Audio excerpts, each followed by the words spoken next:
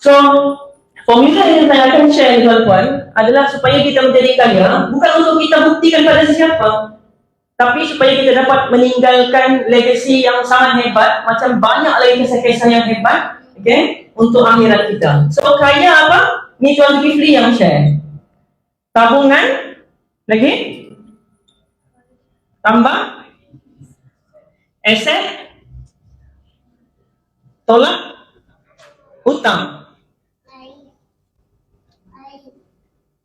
Okay, so kalau kita betul-betul mengubah keuangan kita yang selama ni 10 tahun kita bekerja, masih lagi income kita tak boleh membantu untuk sediakan 6 bulan menjadi saving at least. Puan-puan ikut formula ni, insyaAllah, okay, akan dapat hasil. First kali, target untuk sediakan 6 ke 12 bulan saving.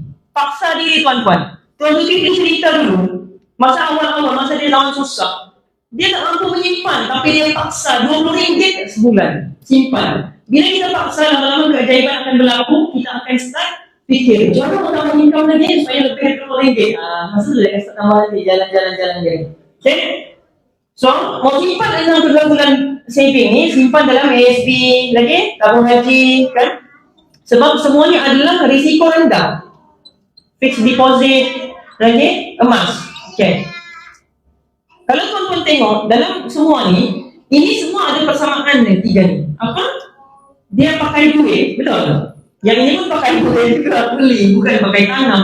Tapi, dia ada intrinsic value tuan-tuan, emas ni. Nilai dia tidak ditentukan oleh kerajaan, ke siapa-siapa. Nilai dia sendiri lah.